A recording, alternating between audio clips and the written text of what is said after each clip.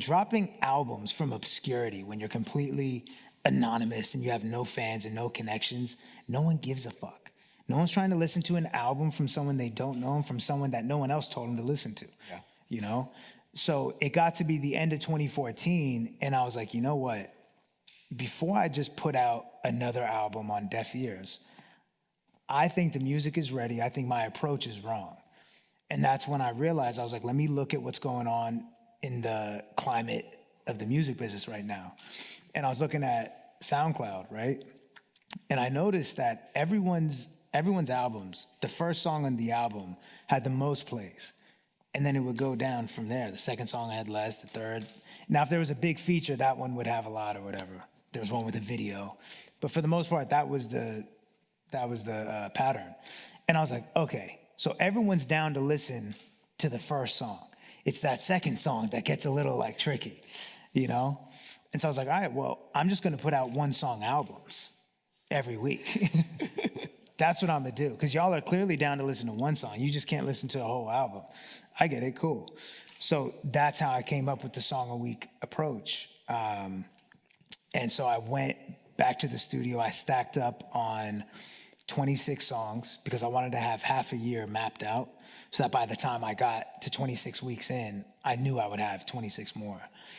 And that's what I did. Once I had 26 songs, well, I did two things. I made an album, right? And I had 26 songs ready to go that were not on the album. Because I knew like the end goal was always to still put out another album. I just needed to get the visibility up. I felt like I had the ability, but my visibility was lacking. So I was like, all right, how am I going to increase my visibility? I got to get people tuned in. Let me put out singles that will single-handedly get their attention, and then I'll give them the album. So I had the album ready, and I had these batch of songs ready to go. So I was putting out song a week, song a week, song a week.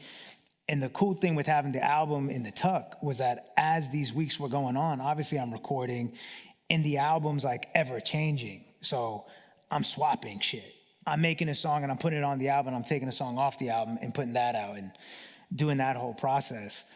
And it ended up paying off because as we know and as we figured out, like people can listen to one song. It's just, it's tough to get them to listen to an album. And being consistent with great music is, you know, quantity and quality.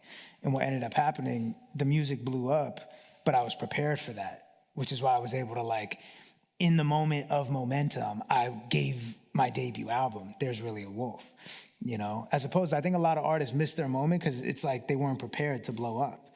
It's like, did you think this was gonna happen or not? You know? I knew it was gonna happen, so I was prepared with the album. At the beginning, I'll say it was just like, everything was so fast. Yeah. You know? It was just so fast. I mean, I think shit started to work 23, I was 22, 23, let me see.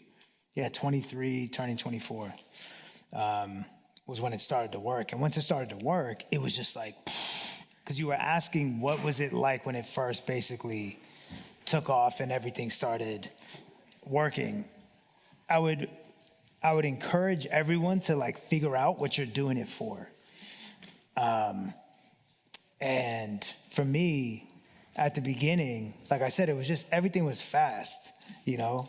And it was awesome. It was like the rock star lifestyle, you know? Everything was happening. I had fans. I was doing shows. They were crazy, and money and women and all this stuff, and it was awesome. But after sort of like the tornado ends, I was like, I'm not happy. What the fuck is going on? I thought this was gonna do it, you know? And it forced me to take a really, really hard look at myself and ask myself, okay, well, why am I not happy? Because I thought I got everything that I wanted, so why am I not happy? And it's like, oh, well, what were you doing it for? Oh, I was doing it to blow up. What do you mean? These are all like conversations I was having with myself. And I came to the conclusion that what I truly was after, am after at all times is like deeper self-love and acceptance, you know? And plaques aren't gonna do it.